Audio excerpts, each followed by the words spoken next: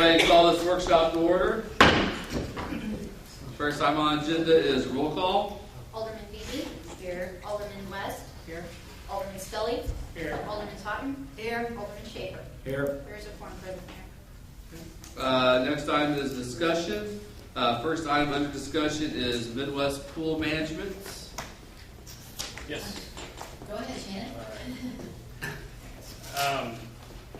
Just real quickly, we provided in y'all's packet some information about Midwest Pool Management. This is a firm that has managed the lifeguarding services at our aquatic facility since it would have been the 2009, 2010, 2011 summer seasons. Back in 2009, we entered into a contract with them. It was for a 3-year contract. This contract is up for renewal for another 3 years. I'd like to report that we've been very pleased with their services. They've been managing municipal pools and even neighborhood pools, for that matter, since the late 60s. They actually have staff on board that are former park and recreation employees that have worked for municipal governments. So kind of have a great understanding of both sides of the coin, both from the park and recreation municipal side as well as the commercial management side. They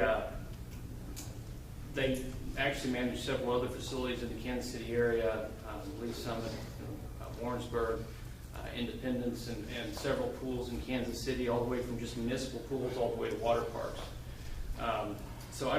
We provided some information on their services, their cost structure, and their historical credentials, and I respectfully ask this board to authorize us to enter into another 3-year contract with them. And with the information you have before you, I'd be willing to answer any questions any of you might have. The reason why we wanted to go ahead and put this in front of you this evening is we are asking for a double read at tonight's meeting because of the time frame required in order to get the appropriate trained staff in place in time for the pool to open. We realize that it is short time frame. Our apologies for that. However, the time frame is what it is, and so we wanted to bring it to you to provide you ample opportunity and time to ask questions. This is no different than what we've had in the past, but in case there's new questions, we wanted to have that opportunity for full discussion. Yes. Do you try to keep the lifeguards and the staff, though, from the Green Valley town? Yeah, basically. And that's a very good question. Part of the contract, and you can see in the paperwork that you have, is that Midwest Pool Management is required to thank Green Valley first, and that they are supposed to specifically recruit and hire individuals that are Green Valley residents. That's one thing we wanted to make sure that has always happened. And historically, our head guards, our facility managers, and the majority of our lifeguards have been Green Valley residents, varying from high school age all the way up to early 20s. And one of the great things with Midwest Pool Management, if you're ever have a day where you're running short staff, they have the ability to pull lifeguards from out at Lee Summit or out at Independence to come in and fill in, so you're not having to close the facility or open the facility late because you're having staffing problems. They're able to switch people in and out, but that is, they do hire within Green Valley. Another question I've been asked is, we are in the black basically for the funding of with the pool and that part of the community center. Yeah, I mean, when it's all said and done, we're pretty much balancing out. I mean, there has been 1 or 2 years where we have been in the red by a few thousand. There's been some years where we've been in the black by a few thousand. The kicker is a lot of our revenue is obviously dependent on weather, and whether or not the pool is open or not, and how many days during the seasons is open, and whether we open late or close early. And there are times where we may have an overcast day, 75 degrees, and we only have 12 people in the pool, and those 12 people may be season membership holders. So we're not taking in any excessive amounts of day admission fees. and we're not making a lot of revenue in concessions. But yet, we have an obligation to those citizens that have paid for a membership to stay open if the weather temperature and the water temperature is right. And so we do have days throughout the summer where we're open, but we're not really maximizing our revenue. And so that, ultimately, the weather impacts attendance, which correlates to money coming in. How many employees are there? This contract pays for how many employees for the city? Generally, they have 12 lifeguards, 12 to 15 lifeguards that are on their roster, and then they have 2 head guards. There is a district manager that a portion of this goes to that floats between 2 or 3 different pools, not only in Green Valley, but in Lee Summit, or last year it was Blue Springs. And then there's a district manager in which that person reports to, so there's a chunk of money that goes to that individual. So overall, probably 15 people, 12 to 15 that are always at our facility. The other 3 are management positions that. So is this a 3-month contract? Yes, it basically starts the Saturday before Memorial Day and ends the day after Labor Day, which is our pool operating season. So we're paying approximately $30,000 a month for this, or yes? a month Yes. for this. Yeah. Or $1,000 a day, basically. Yeah. And Nancy's question basically was that this program operates in the black. Not consistently, no. No, and again, it varies, obviously based on our season and how successful our season is, but there have been years that we've operated in the red at the pool. Has legal counsel looked over the insurance component of this? Yes, back in 2009 when we first entered into a contract with them. My understanding was that that was one of the pluses, was the fact that they provide the insurance in Yes. case something happens at the pool. They provide the cost of insurance. I want to say it's $500,000 in the liability coverage.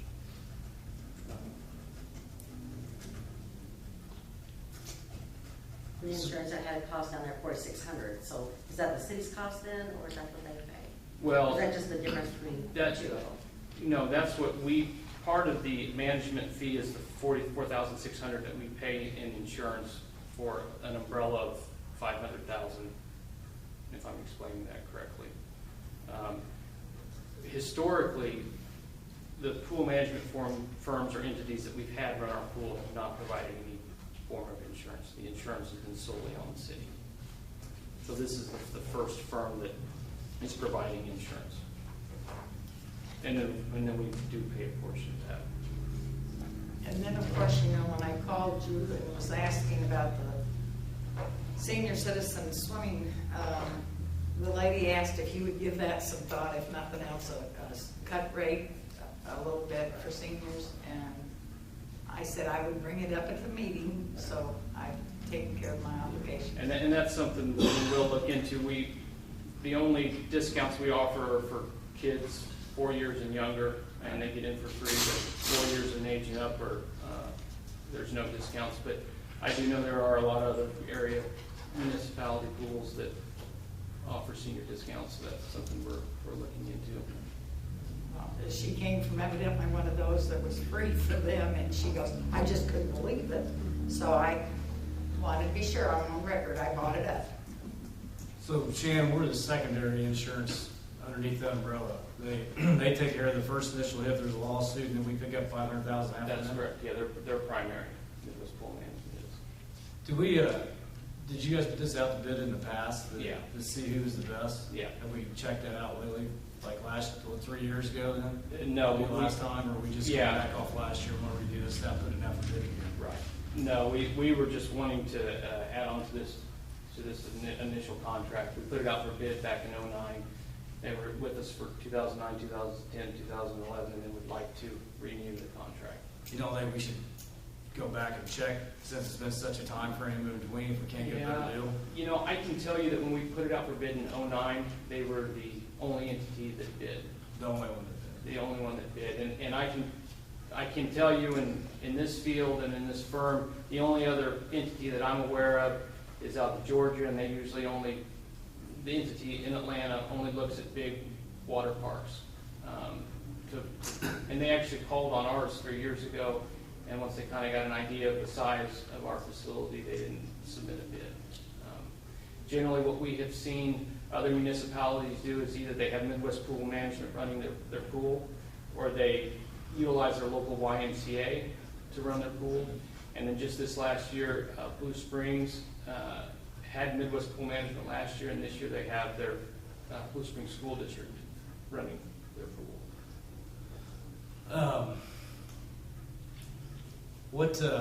How quick could you get a bid return on it if you was to put out a bid, you think? Guesstimation. Oh, I think legally for this amount, I think it needs to be posted in the A month, 30 newspaper. days? Yeah, for 30 you'd be days. looking at least 3 to 4 weeks. And I can tell you, the last 2 or 3 months has been discussions with Midwest Pool Management, looking at these fees and looking at if there's any areas that we could cut, or maybe to expand on some more explanation on what they charge here and what they charge, so that we had a better understanding of what all was involved with this, and we were making sure that we were trimming any fat that we could.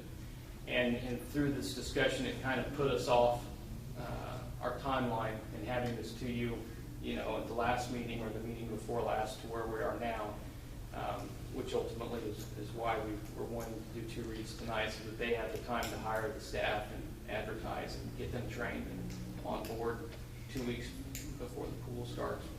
So you don't think we could put it off to a second read for the next meeting and they still wouldn't have enough time to make it? No, and honestly, based off of my conversations with other park and rec departments, I'm fairly certain we would not get bids from anyone else.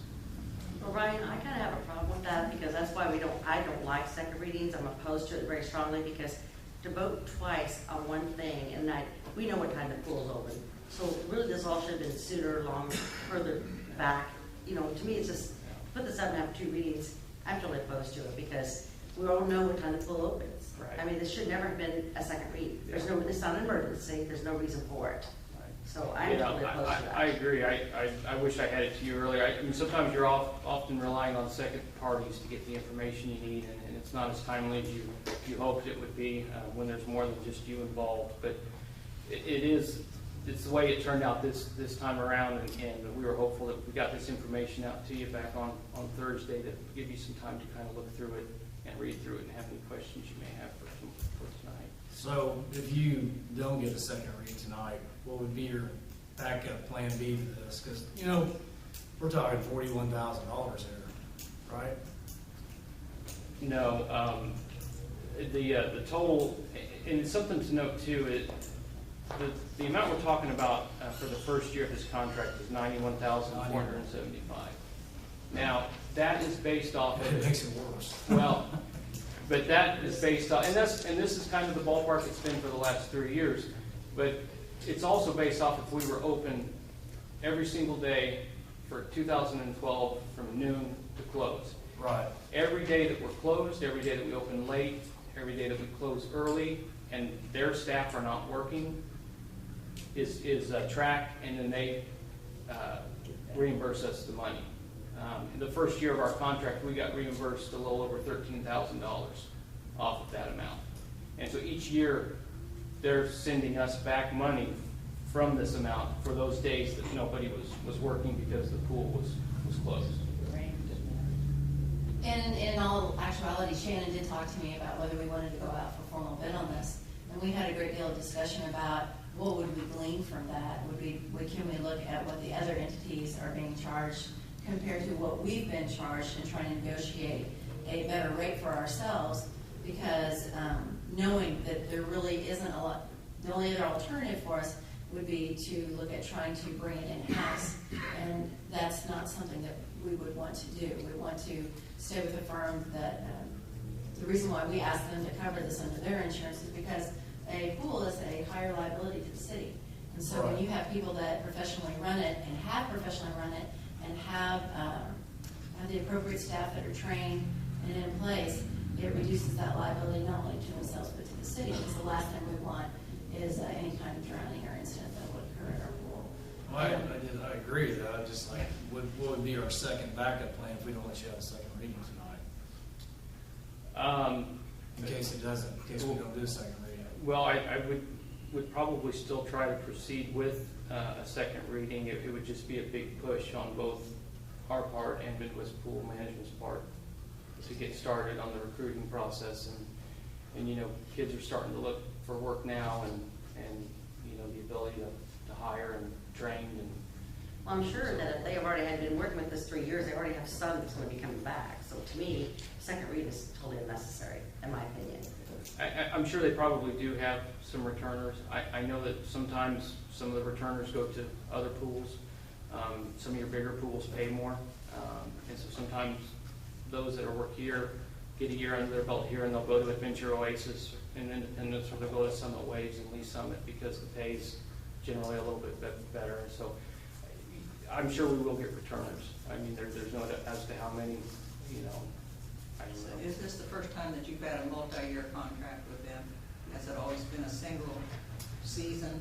No, this last contract with them was for Was 3 also years. 3 years. So this would be the second time that we would be entering into a multi-year contract with them.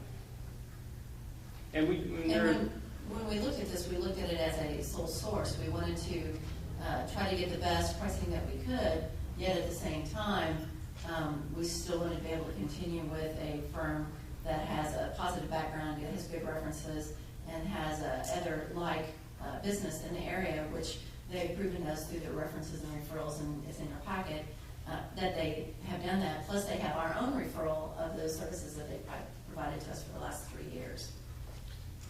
You said they have other entities they can go from to help out if they need staff. Well, why couldn't we do that? Well, if we got down to crunch time, why couldn't they do that? Well, and again, I'm not sure. I know if there's times where we're short-staffed of the day, they've got the resources to be able to go out and look for staff at other places.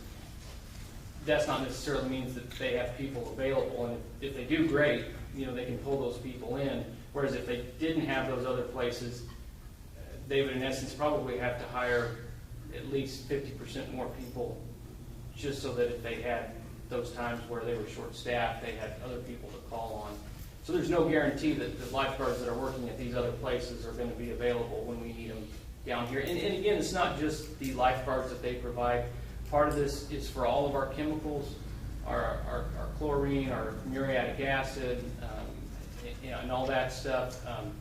They take care of all the maintenance throughout the season, the cleaning of the restrooms, any minor equipment issues they take care of, any major equipment issues that are owned by the city we take care of. They provide third-party audits on the lifeguards to make sure they're doing what they need to be doing. Every month they have 4 hours of in-service training. They provide the guards all their uniform apparel. So that they're really an all-inclusive company. And 2 years ago, the CPSC came out with the Virginia Graham-Baker Act, which requires pools to adhere to a new drain cover because of suction issues. And it just so happened that our pool was not in compliance, and they actually identified it and let me know, had somebody come out, take a look at what we needed, get those drain covers ordered and installed prior to our pool season, where there were several pools in our area that didn't open up on time because they weren't compliant. So this company is in the pool field. They are always watching on any updated laws and rules and regulations and trends with pools. So they're really an all-inclusive management firm. Well, I understand that they are probably top notch. My concern is $91,000 second reading one night. It's a lot of money. I'm opposed to it. I'm like Terry, I don't Just like one reading, these. let's check it out, is what I think. I see, that's a lot of money, do a second reading one night, but now we're underneath the gun. Yeah, and I understand that point, but this isn't the agenda portion of the meeting. This is the portion where we wanted to be able to answer any questions that you had about their service, about their pricing, and about those type of things that might be different from our prior contract. We'll definitely, it's already on the agenda for this evening. And so we can discuss that when we get to that portion of the agenda. That's a question. That's a question. Regarding the lifeguards, Nancy had asked about were lifeguards that were living in Green Valley that were employed. There were one or two, or I would say of the 12 to 15, I mean, between the 3 years, probably 75 to 85% of our lifeguards were Green Valley kids. Okay. Yeah. I wasn't quite clear. They actually will go to the high school and set up a table and during lunch hours at the high school and provide information about employment at Midwest Pool Management during the spring semester at the high school. Behind you. Yes, of the 91,000, you mentioned that 4,600 is for the insurance. It sounds like that's double coverage, because if you subtracted 4,600 of the 91,000 that goes to the company, that may already be covered under the insurance policy that the city has. It is not. It is.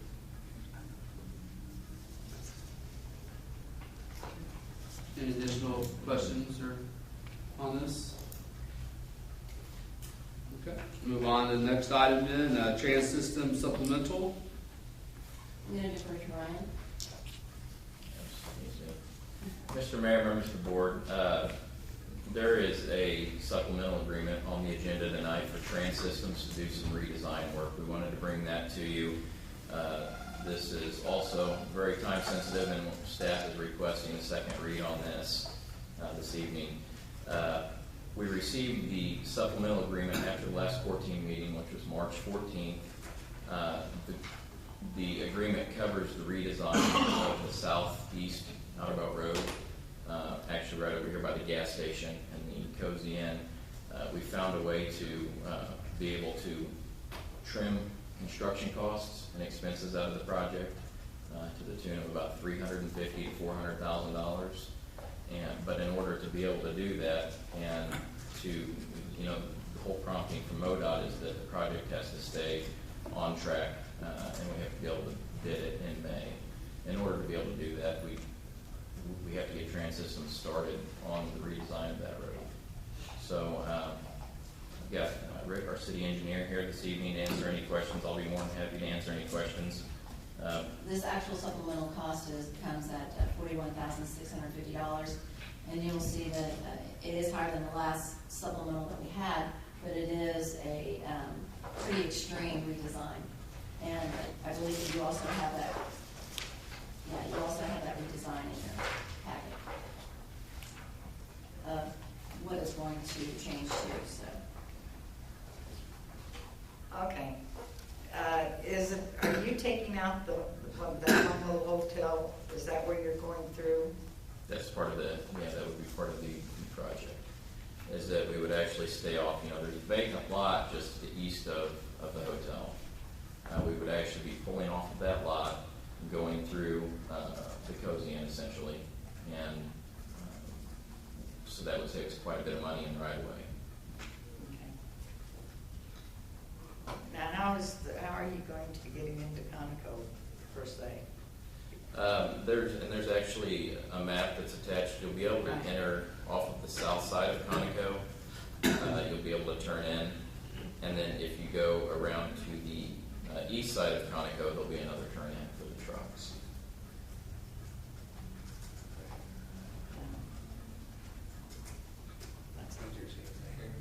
So is this the last of the right-of-way? For the most part, yes. Yeah, they've been in negotiation since actually they started the right-of-way process in December.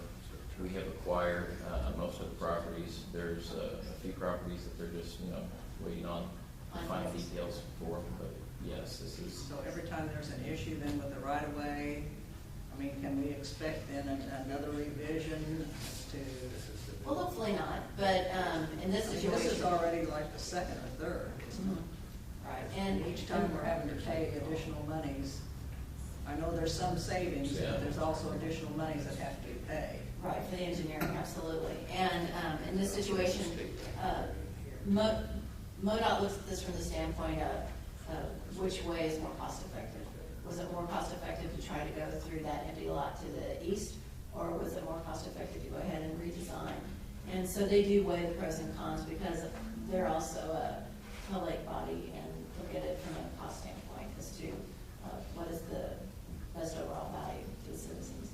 And when we had our last 14 meeting, they stated that they were down to about the last 2 to 3 right-of-ways, and hope to have those finished up soon. And that's MoDOT's responsibility. They do provide us a courtesy update.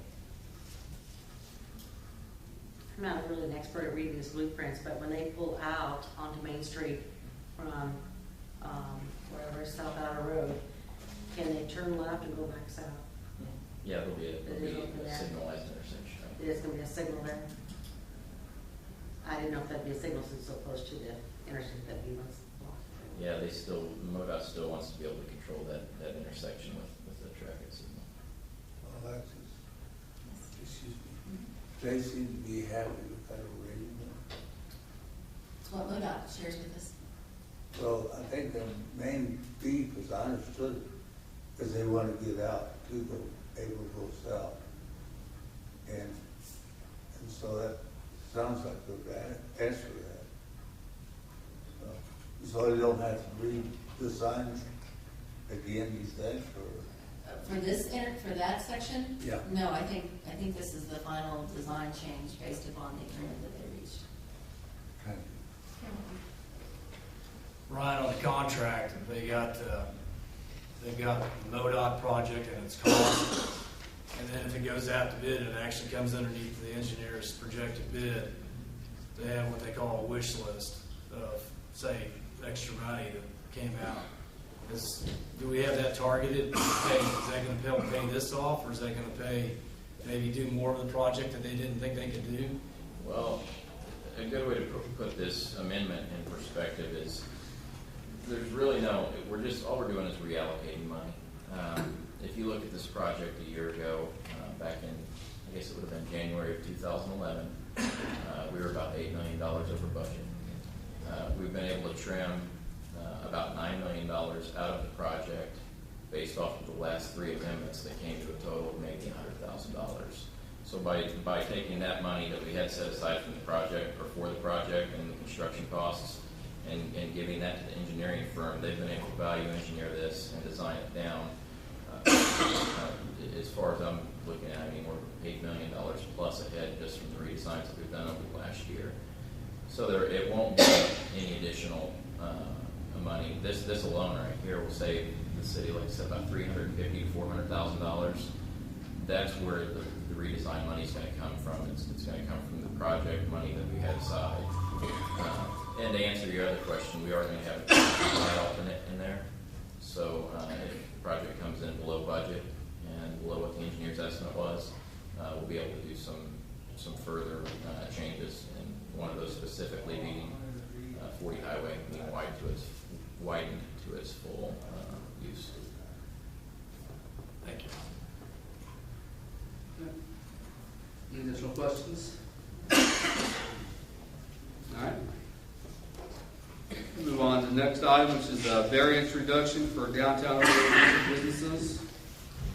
Yes, at the request of yourself, we brought the fee schedule back to you with a proposed reduction of the variance fee within the downtown zone of the overlay district from $250 to $35. The reason why this is being reviewed is when I first came to the city, there was a lot of discussion regarding the overlay district and the concern about current businesses and landowners being able to make changes to their buildings in compliance with the overlay district, and the concern there of it costing additional funds that they wanted to try to ask for variance. Until such time as we have the contract in place for a master plan where everyone can come in and we can completely re-look at the overlay district, this was an attempt to try to say, okay, we hear you, we know what your concerns are, an attempt to try to answer those. How about we try to do this in case because I've heard a couple people say, well, I'd like to make some changes to my building, but if I want to do a variance, it's going to cost me money. Well, in this situation, the reason why it's reduced to $35, the $35 is an actual hard cost.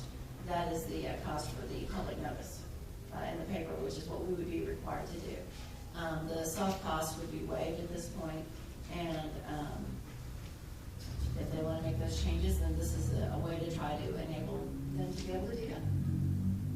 So in essence, I believe, Marion, you can speak more to this than probably anybody else, and I'm restating your words from a prior meeting, was that could we do this in an attempt to help the businesses in the downtown zone of the overlay district out? And that's what this is here for. Now, when we're looking at this, how far are we going, transition zone, or how far off is our plan to go? This is strictly in the downtown zone. This does not include the transition zone. Okay. So we would need to discuss if we want to take it any further out than the transition also. So I know we've had some issues pop up in the transition zone as well. I'd be curious to hear if we have any business owners here. Yeah, what their thoughts absolutely. are. And you might ask them to come to the podium, Yeah. because we did send out, I want to thank the Green Valley Chamber of Commerce. They were very essential and very helpful in getting the word out. They walked along the businesses on Main Street. They sent out numerous emails, thanks to staff, that we sent out numerous letters to everybody. I've had multiple phone calls regarding this topic, and I think people are here to just ask questions and be heard. Okay. Yeah, if anyone would like to comment, I'll just go ahead and have you come up to the microphone and the podium. That way we can hear you on TV and all. So if you want to come up first, you can go first. Is it working on the television? You know, I am Yes. Richard Smith. Now, this concerns the overlay from Yenny all the way down to AA. This would be where's the downtown zone stuff? Yeah, from Yenny to Double A. Yeah. Well, the problem is that fee is one thing. However, the overlay, the way it's written, is so flawed and it's terribly flawed. It was done by amateurs, apparently, and so it seems that it would be nice if we either take care of these flaws, rewrite the thing, and get rid of it before we go into something like this. Right. Well, this is something to assist people if they want to make changes up front. Definitely, that's what the master plan process is for. That's where we'll come back in and talk about whether the overlay district should change, if it should stay the way it is, if it should go away completely. It'll be a kind of an etch-a-sketch moment to just take it all out, take a look at it, and decide whether you want to re-bring it back or bring something different. Well, I was in some meetings where there were actually 3 lawyers involved. One of them was very amused by the way it was written. That's not too long ago. And he said it was so poorly, he pointed out case after case of how poorly written it was. The other thing that was brought up was that they changed, in effect, our zoning. And we were not properly notified when it came to changing our zoning. And this is a case that the lawyer says, well, you have a very strong case. But he said, I want to take it case by case. Because I think he saw dollar signs. There was a meeting we had, came out of the meeting that we had with the, there was, I think, 15 people there. So I do know that the one thing is when you take away or took away our zoning as it was and didn't properly notify us where we could even defend ourselves is one thing, because it did devaluate our property. We're now the ones that have C2 are now C1. And so we're restricted. And again, this is the crux of the problem. should we have an ordinance that's so flawed that in order to try to make amends in the meantime, we have to change things to where the Board of Adjustment convenes several times through the year. Now, days bygone, average 1 to 2 times a year. But we have something here so flawed that we're going to go, it appears to be backwards. We're trying to address it, well, we'll take it down to $25. That doesn't answer the question for most of us. But what we want to know is why was this done in such a way that we were not part of it, and we're still not necessarily. By the way, I appreciate the letters. That was a wonderful thing. One of the things I griped about, and you did great. So, but I think this is what is on the mind of most all the property owners right now. I understand, and that's, I've heard you, absolutely, I've heard you, and that's the whole point that I really encourage the Board of Aldermen at budget time to put in the budget for a master plan, because I've heard you and I've heard other business owners say, we don't like the overlay district, can we look at that? And absolutely we can. Now, Richard, I will tell you on the flip side of this coin is that I've heard from some individuals that say, I understand what you're doing with the overlay district, I understand why the city has it there, and we don't think that you should change it. I don't want to Property owners? Yeah. Property owners? Yeah. And, Let them have it the way they want it. Okay. But the rest of us. And so that's what I was going to say. I don't want to get into the middle of that argument. All I'm trying to do is say, okay, I'm trying to listen to all sides, Well, and all I can do is try to bring everybody back together for the master plan. In the meantime, this is something to try to help take some of that sting away. Alexis, if you do want to make changes. the one thing I am sure that the majority of the property owners on Main Street, one block each side, are not happy with this. And so apparently the majority is not necessarily what we're supposed to be listening to. And I think it's kind of sad, especially when we put our money in these properties. We have business here. I know people here have been here a long, long time. And all of a sudden things have changed. We have a gentleman here that's just opened up his garage here. He could have stayed out of the county where he was, but he came here. But, that's nice. We get some money out of him, But he's still looking at the same problem we all have. The overlay is such as it is, there's no future for him or any of us. The way it's written, it's just simply not good. I absolutely agree. Okay. Well, thank you. Thank you.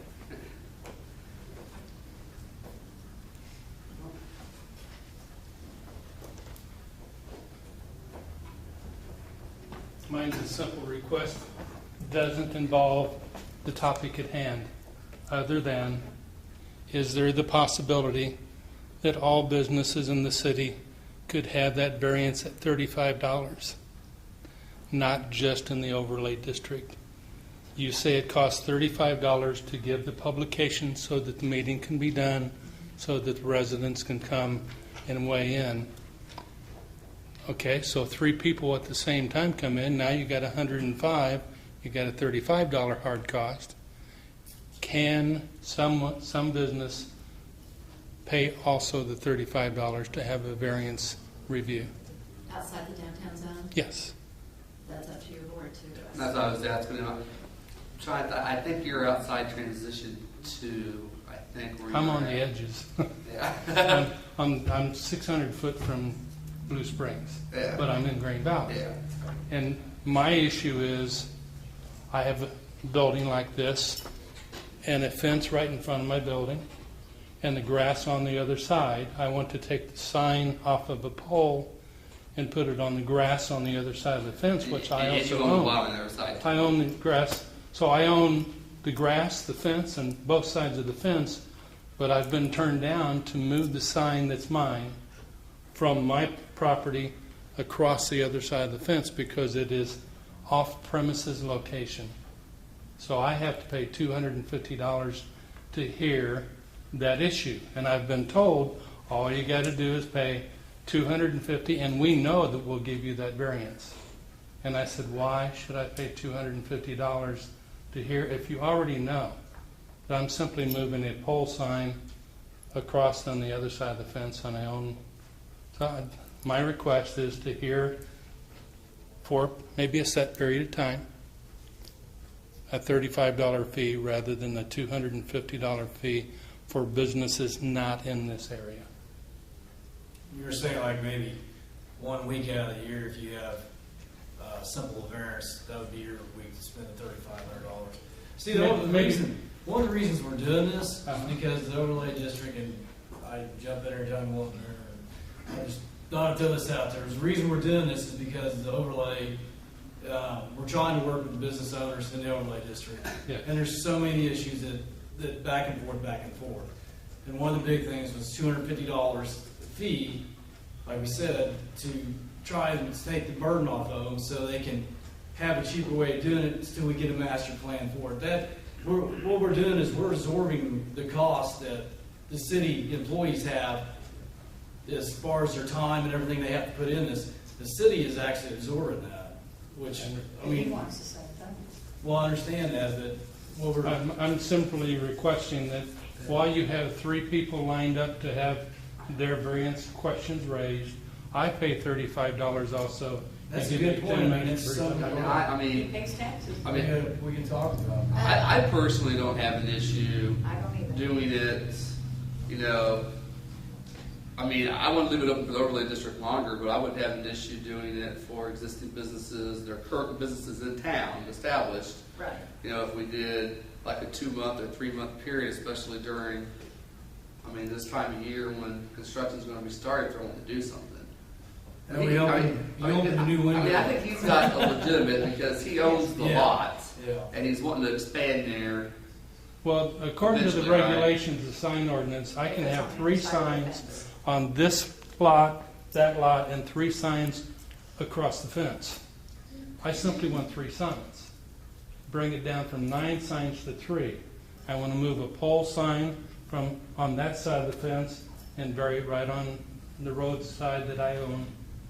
And I'm also wanting to put in a $20,000 sign so that I can get visibility from Double A. Well, my concern with that is that in this situation, there are additional costs that we have besides the hard mailing for the public notice. We've also got registered mailings that we do to all the owners that are within 185 feet. And then in this situation, and I understand why you're asking, and I appreciate it. In this situation, though, the sign ordinance won't change, and that's in this situation. And so where do you stop that variance? That's the one reason why we designated the downtown zone portion. You've got, if you try to expand it to the variance area, you would be looking at any of the new construction that would occur on Main Street, possibly waiving all of those type of fees. And at what point, you know, you'll then have an onslaught of quite a few people, I think, that would be coming and asking for waiving of those fees that aren't related to this. And so that's what we tried to do was listen to the owners and try to address that. But if you start expanding that, my concern is where you stop. I guess my response to that is, I mean, in my mind, it might be a nice thing to have an onslaught of them because then maybe that, you know, I think there's the impression that we're working with the businesses and helping them. Because I mean, if there's that many out there who are wanting to do something to improve their business or, you know, help them out, then, you know, maybe we need to look at that. So how many are you saying of registered mail? Maybe you can defer the cost to the business, which would still keep him under this so much, but still keep the cost in effect to us. I think there'd be a legal thing involved with that. I don't know, we'd have to check that out, but I think we ought to stick with what we got so far and look into that as look, not throw it off the table, but look into it. So when we get too sidetracked tonight, stay where we're at, and discuss it, and then we'll send out another flyer with more information after we investigate our costs, what our options are, because there's legal things we're gonna have to look at.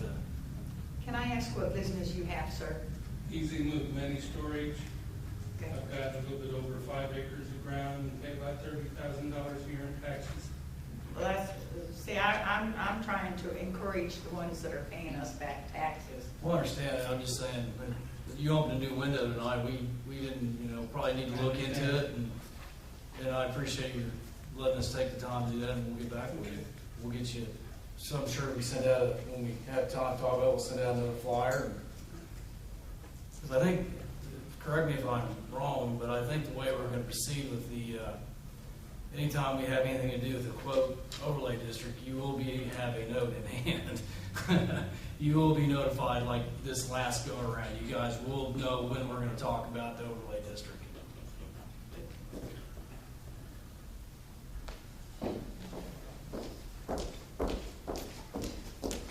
Hi, most of you know me, and most of you know me because I am a property owner in the business district. I'm a business owner down here in town, and I ran into this issue phase first last year, and I had to go to the Board of Zoning Adjustment. The question before this board really is, do you want local businesses, do you want to be business friendly or not? And do you want to hear from your local business owners or not? Because if you do, then you're going to make it affordable for small businesses to come to you and tell you when they've got issues. And if you don't, then you're going to keep the price so high that you keep them living in the same buildings under the same kind of scheme that they're living under right now. There are a lot of small businesses in town that cannot afford the $250. And there's also another fragment of that you're not thinking about, I think. Just because a person has to pay $250 to come before the city to get approval to change something that the city has created, that's not necessarily all-inclusive of the cost. I'm a lawyer, and I know that he who represents himself has a full for counsel. When I came to the Board of Zoning Adjustment, I hired a lawyer. And that's an additional cost that is included that we don't think about when we're thinking about the price of permits and coming up here as an ordinary citizen and arguing to a Board of Zoning Adjustment, especially in my case where it was so incredibly important. We had already started the work. I had read the municipal ordinance for the overlay district, and the way that I interpreted what I read as a lawyer was that I was grandfathered in, and this did not apply. But you see, once I had hired counsel to represent me through the Board of Zoning Adjustment, I was cut off from the city, and I could not come and approach this board. I was told, no, you cannot. You have counsel, you must see Board of Zoning Adjustment. That's wrong on so many levels that we don't even do to go there. But I do want to tell you this. First of all, it's not the way that I don't believe as a business owner that it's the way that this is written. It's the way that it's being interpreted by the city. There is a clause directly in the municipal ordinance that provides businesses that are currently operating and currently in place are excluded from this unless they lose a certain amount due to some kind of horrible loss, and it's something like 75%, and I can't remember the numbers exactly. But other than that, you're not subject to that overlay district. And then there are some various provisions about whether your building is facing Main Street or whether you're on the back side. I couldn't make it to this board to explain that to you or to argue to you, because after I paid my permit and got told that I had to go downstairs, I was cut off from this board. And that, of course, didn't make me very happy, which is why I'm up here today telling you that this is happening. You need to know that this is happening. Although I was thrilled with BOZA, and I found the board to be just absolutely wonderful, and they understood our needs. We got our variance, and everything was done. But it is at a very high cost.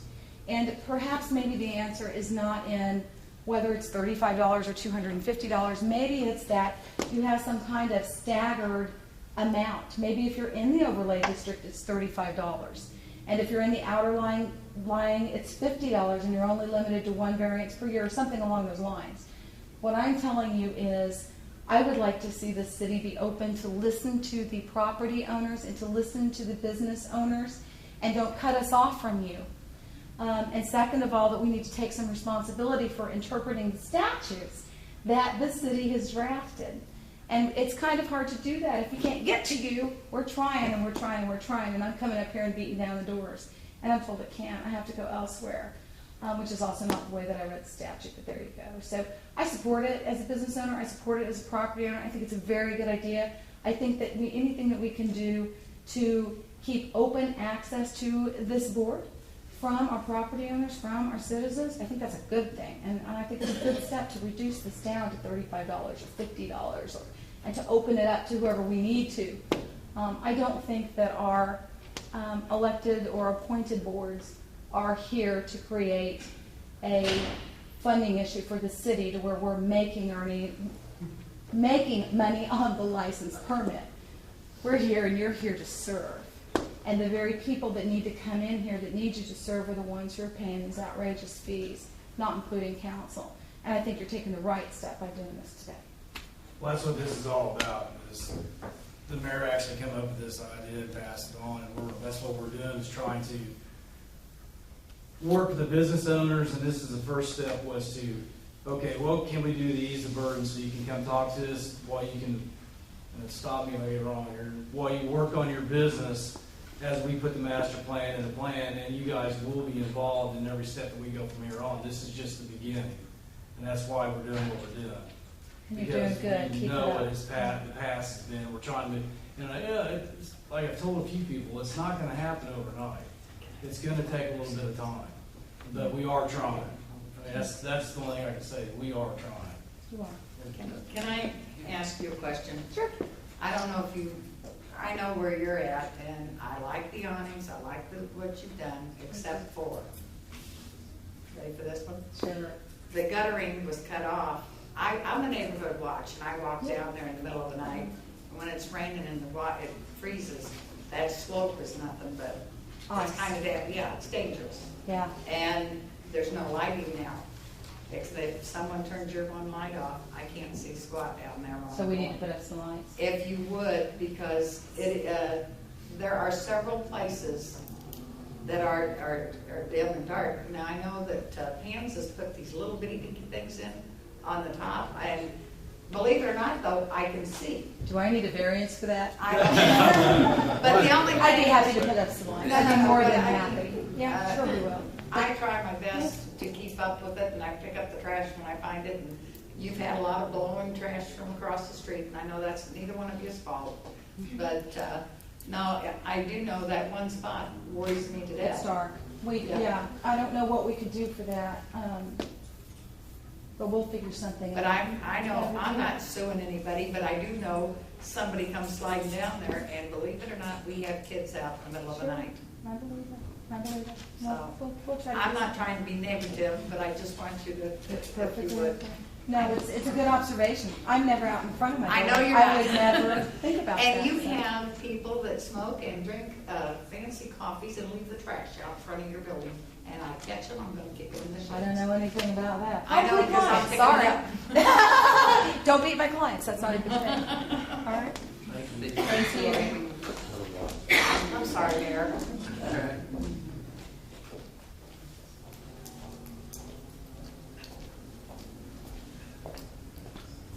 Mike Switzer, 210 Cannon Street. I want to thank the city. It's a very generous offer to reduce the fees for the people of the overlay district. It is nice. And yeah, I heard discussion about a master plan, and you say you've got the master plan on hold, I guess, until some funding. Well, let me give you a proposal how you can save some money. I got certain board members up here always talking about blowing off about saving money. Well, why don't we invite these folks in here who are business owners to the table, and we'll help you develop your master plan before you go pay a consultant to do it wrong like you did before. So I'm making the offer that I'm sure there's at least one or two of the business guys in here that would join me at the table with you to help redo the overlay plan. That's what this is all about, Michael. Well, that's not what I heard. This is about the fees. So I'm making the offer, and I'm sure there'll be some other folks that will join me in this. But I think we need to move forward on this. We were told back in September, we were waiting for the new city administrator to show up, and then we're going to talk about the overlay district. There's been a lot of discussion, but no movement. It is a flawed plan, and again, that's what I'm hearing from everybody in here. I've said it's a flawed plan, I said it's a developer's plan, and we need to move forward and come to a resolution on this. You can't ask the property owners to make investments in the property when the infrastructure isn't in place. You know, and you can't, especially the folks on Buckner Tarzan. Because that's a state highway, and if the state comes in and decides to move the roads out, they're going to impact the people on those the property owners on that road. So if they go out and make a big investment in it and then have to tear it out later on, then what have they gained?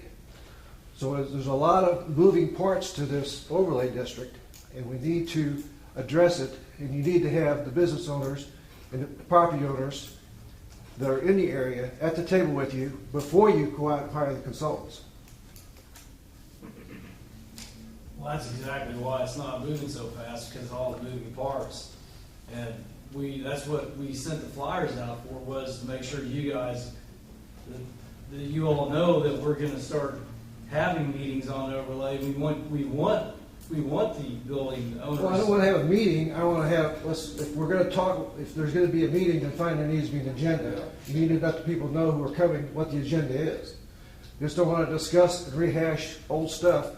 If we're going to definitely seriously look at rewriting the overlay or eliminating it, or whatever you want to do, you know, it's never been explained to me why we even have it, why we're being discriminatory against a 5-block area, 2 blocks on either side, why we're discriminating against those property owners, that they can't do certain things. It is discrimination, any way you look at it. It's never been explained to me why we even have it. When I tell people it's a developer's document, they tell me it's not. Well, why was it even written? I mean, we don't have to have a special code just for 5 blocks of the city unless there's a reason. So explain to the business owners what the reason is. We're big boys, we can take it. Big girls, we can take it. So, I mean, let's get back to the basics here before we start spending a lot of money on consultants. I don't think have we even talked about a consultant as far as I know? Well, you're not talking about anything. The master plan would be led by an outside individual. Yeah, not bringing them in I mean, we're still trying to put this together. Because every time we have. We agree. Every time we go here, we go there, so we're trying to build as we go. We agree. I'm saying, when you start your plan, you need to bring us to the table. Well, I think that's definitely. That was intended. part of the master plan. I'm not hearing that. I'm not Hopefully all hearing these that. people I'm hearing a show up. master plan, and I'm hearing we're going to hire somebody. I'm not saying, I say, we help you put the first pieces together, let the consultant tell us what's wrong with it. Again, Well, I think that's kind of what we got in mind to do. well, it hasn't been explained to me that way. It hasn't been explained to, I don't think, anybody else. I'm just saying, we're here to help. We're here to be part of it, and we need to be included in it. And again, we thank you very much for reducing the fees. But again, you know, that's a small step. So It's better than no step. it's a small step. Again, it's when you're dealing with discrimination, I guess we'll take anything we can get. $35 is better than $250. And again, like Lori says, sometimes you do get into a goat rope when you get into these things, and it shouldn't be that way. So you shouldn't have 2 or 3 different ordinances that you have to deal with if you're a property owner. You should just have one set of rules for everybody. And I think that's what the property owners in that area want, is one set of rules for everybody. Thank you. Thanks, Mike. Just a comment. I don't want to hurt anybody's feelings, yours or you gentlemen, but from my perspective, there are at least 3 members on the zoning planning board I don't trust as far as I control this building. They helped put this together. I like these gentlemen, however, they did a poor job of this thing. I don't trust them to be dealing with it. And so here's the thing. What Mike is saying, we have to have some trust here. We came up with this thing, we weren't notified properly. This whole thing the whole thing. Now, how do you get the trust of the property owners? I like you, Scott, and you like it into the lot. Yes, we do. But you're a gentleman, you take it from me, you know? I think. But I don't trust the route you're going either. Because you're going through the same people that put this mess in order in the first place. You have to understand that perhaps there are a lot of people here that feel the same way. You know? We have to trust one another. We have to work with one another. What Mike was saying was, I think, right on. You know? You gotta start somewhere, Richard, and this is where we're starting at. All right. I mean, we're communicating with the business owners and passing flyers out and trying to get the best information out to them. We're gonna have meetings, and I'm pretty sure that's the way the P&Z is gonna start handling things. I don't want to speak out of turn and say, The borders have been tainted for a while. I don't apologize for that. We're trying to fix the Well, I communication. know, but We're trying to fix it. You didn't do it personally. I don't blame you. I have a couple questions. And When they received their note of the meeting, did they receive this copy of what the fees thing were? That breakdown that was in our deal? No, it was in the agenda. I thought that might be helpful if you could provide that with the letter. That seems like that might be a little bit, but, It was actually provided in the agenda packet that's online for everybody to view. okay. Well, was that stated in the letter then, if they could do that on the thing? It's a public meeting, yes. So it's, I don't know if that would be very clear, but anyway. The other thing is, if we're gonna do this $35 thing, is there any expiration to it, or we're just doing it till whenever the next time we have a meeting or schedule something? We'd be looking at it, according to the fee schedule, it's proposed to do it for the rest of this year and for next year, with the thought that when the master plan gets started and everyone comes in to talk about what they want in their master plan, when I say everyone, I'm not talking about the consultants, I'm talking about the citizens and the business owners that will come and talk about what they want from their city and what they want this city to look like in 10 years, 20 years, tomorrow. And we're hoping that this year and next year will allow enough time that master plan can be completed, implemented, and then go from there. So it could be that we have it completed by the end of the year, and this whole fee schedule will change because it's going to be different based upon what comes from the plan. So who's spearheading this master plan? I am. Right now, I'm working with our lead planner, Ken, and we're putting together a request for proposal for consultants. But that's all that they do. But why would It's you land do the development request? and codes. Why would you do the request if they're already asking you to meet with them first as business owners? Because in this process, you typically go out and you're looking for a very broad umbrella for a consultant that can do the work, and then have a committee that would be part of an evaluation process, of which this board would be, 1 or 2 representatives would be on that. That was my plan. I understand what you're saying, but they would not start anything, because the very first meeting is about public meetings and charrettes to meet with business owners and the public to find out what's wrong with what they have, what are their comments on it, and where do they want it to go from there. It's all public driven. Staff is there to provide information about what it is, or maybe what the reason was for behind it, but, But again, I guess don't want to seem in a bad way here, but if they're telling you something, why not work and have a little group with this a people? committee meeting? Yes, Mhm. and then just sit down at a table and you all talk about it, put it on a big screen. What is the see what you thinking, think. what they Yeah, want before out you of go a and hire a consultant. consultant. That seems like, that's why they're here tonight, is to tell you that, and you're going to do something already different. I don't. No, I'm not gonna do anything different. It would be open up to the public to respond for land development as to the direction for Drain Valley. I'm happy to meet with them. I understand what you're saying, Alderman, Alderman Beebe, but it's strictly open for comment and feedback. So if it's direction from this board that you would like me to do that, I'm happy to do that for you. Well, that's what I kind of think. The only problem is that, I mean, it's starting out just like the overlay started out. I mean, it's starting out the same way. I mean, that But was. getting public comment? Pardon me? Getting public comment? Yeah, public comment and pie in the sky and all of that type of thing. And then all of a sudden, it's thrust down everybody's throats. I mean, it's, Well, this how do you this wanna do master that? plan is starting out the same way. But how can you not go to the public and get their feedback? I understand that, but we're talking about we're talking about the same area of Green Valley, this 2-by-3 block area.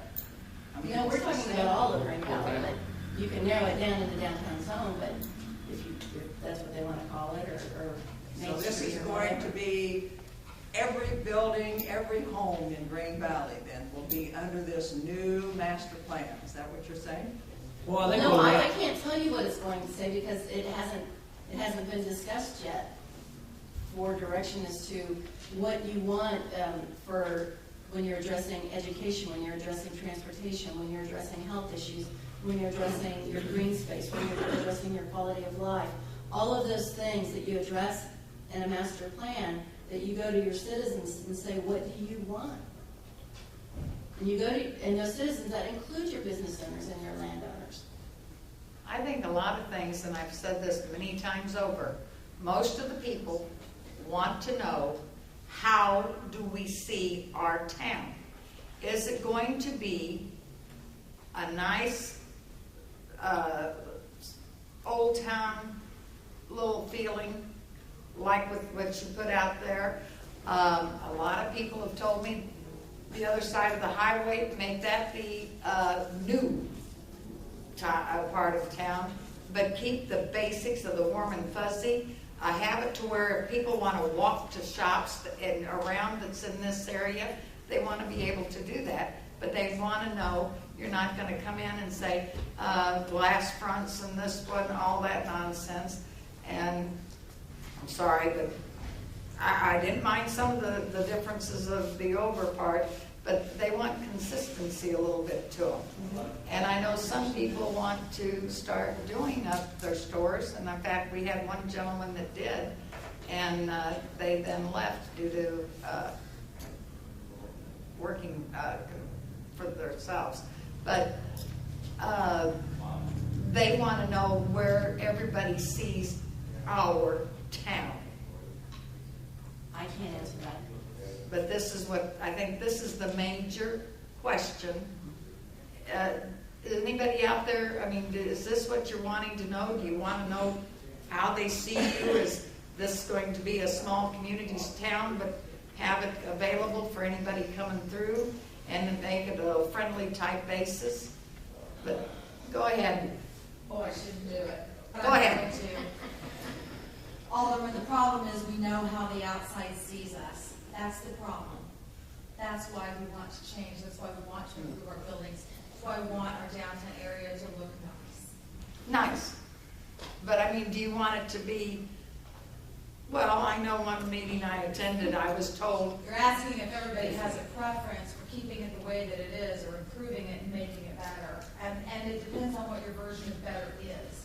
I think that we can all agree the downtown area needs to be improved. It Yes. is crappy, for the best word. Our downtown area looks awful. It's awful, it's awful, it's awful. There's nobody in this room ever who's ever going to disagree with that. Number one, it needs to get cleaned up. There's a whole bunch of buildings down there that need to be shoveled in, and those need to be reinvented. Second of all, once that's done, something's got to go in its place, and the question is, and I hear what you're saying, and I agree with you, do you want to put some kind of stainless steel structure in there that doesn't fit with the old part of town? Of course not. Who would want to do that? But we all, I think, have a generalized idea of what we would like to see. And I think the one word there is improvement and clean and nice. right. Nobody, I don't think, has a preference of what exactly that looks like. Of course, everybody wants that small town feel. That's why we live here.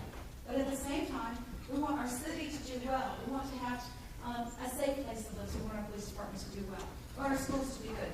We would love to have downtown shopping areas and attractions that attract people. We would love to see a farmer's market down at the park area. I'd love to have a flower shop across from me somewhere where I could walk in and buy myself flowers. I'd love to go to the Russell Stovers next door to that and buy myself some chocolate when I'm having a stressful day. That's what everybody wants, and there's no argument about that. The question is, how do we as business owners and how we as the city of Grand Valley promote that? Well, I tell you one thing, when I first came here, I thought it was humorous. We had one flower shop down by the laundromat.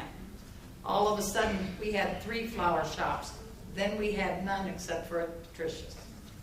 And we gotta watch, I mean, it is a level head, and I don't know how this would work, you know, from a standpoint of someone wanting to come in. But I think duplication to the point where nobody makes any money isn't gonna work either. But I know that, all right, my son just ran a race, and it's such a small world of people, I hate to tell you this, but he's in Kentucky. A lady from Oak Grove was up there. When I've been to Kentucky, I have found people that know Grain Valley, and believe it or not, it's the antique shops. They told me they come down here twice a year to shop, to take it back to Kentucky. I was so tickled. Who in the world would think they knew where Grain Valley was? But believe it or not, they do. But we have to, I think, help them grow and develop to where people want to come in. And I agree, clean up some of the spaces, because I'll tell you what, there's been some times I filled the trash barrels up at night. And I found, asked the chief, even black lace thong underwear and golf balls, and you wouldn't believe what I find on the streets of Grain Valley. And it's sad, but this is the truth. And we need to clean up, and we need to discipline, and I'm sorry, but you know what? Nowadays, people have no respect for other people's property, and I think that's a sad issue too. I'm sorry, I'm done talking. I didn't mean to preach. I think what we're trying to get at is when we talk about the overlay district is getting citizens, homeowners. It's not just the overlay district's area. It's the city's town. Or I hate using the word overlay, but it's the town's overlay area. So my thoughts, and I think we're kind of on the same page, is we're going to get the city and the citizens involved when we start working on this on the master Cough plan. up some money. Everybody Cough involved. up some money. You know, That's all you got to do. Richard, I'm gonna win the lottery this weekend, and I'll help you out. But that's what we've been discussing between some of us is, okay, one, we have to get the business owners involved. Have to. You guys need to know everything that goes on, and then we have to get an idea of what you guys want, and bring the homeowners in and say, okay, it's your downtown too. What's going to make you go to your businesses? Then we work from there. I know it all sounds good, but we're trying. They can get some money together and come and buy my property. That's Richard. fine. That's the American way. Don't go and bitch about somebody else's property unless you cough up the money. You see? It's like the old building, and I agree with you, by the way. That I try to get this thing down. She wants to talk, Richard. Oh, sorry. You've had 3 My performances. turn. Terry Ryan, I own an antique shop on Main Street in Grain Valley. And I have a couple of questions.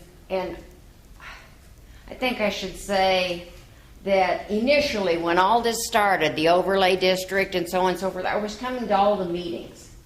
And I got the distinct feeling nobody cared what we thought, the business owners downtown. It was totally irrelevant. They had their plan. They were going to do it. It didn't matter what we thought.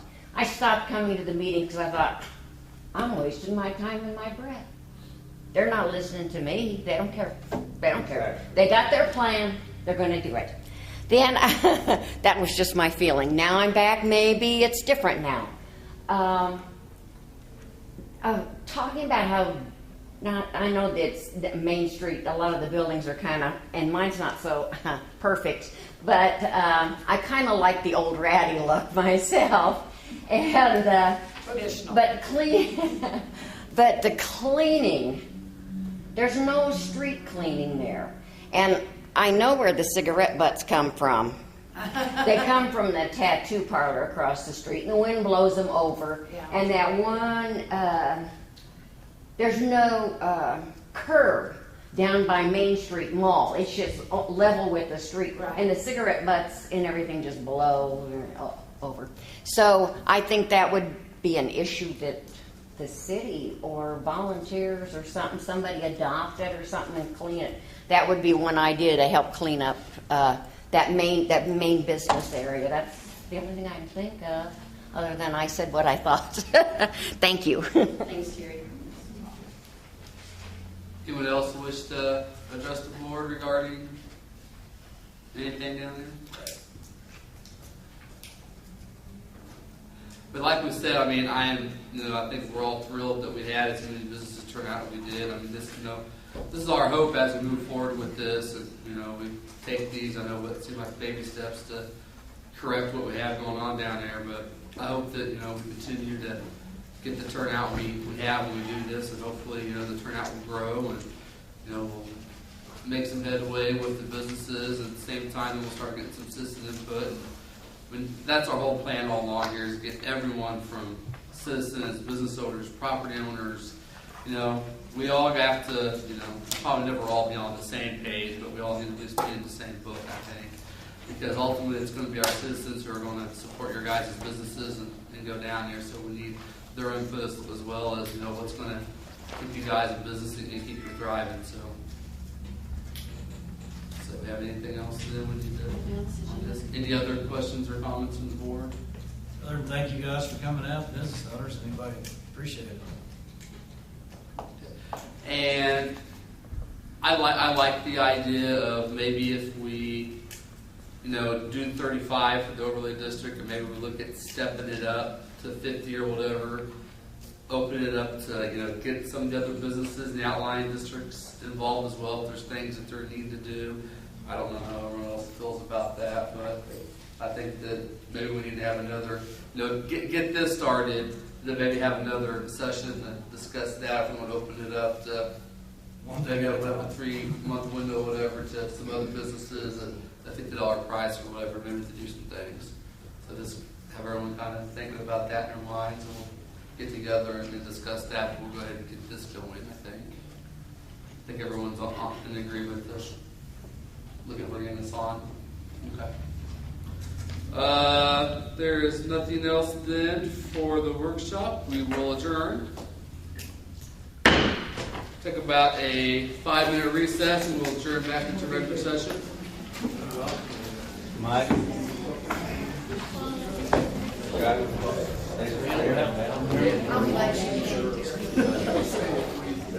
want to get on the mailing.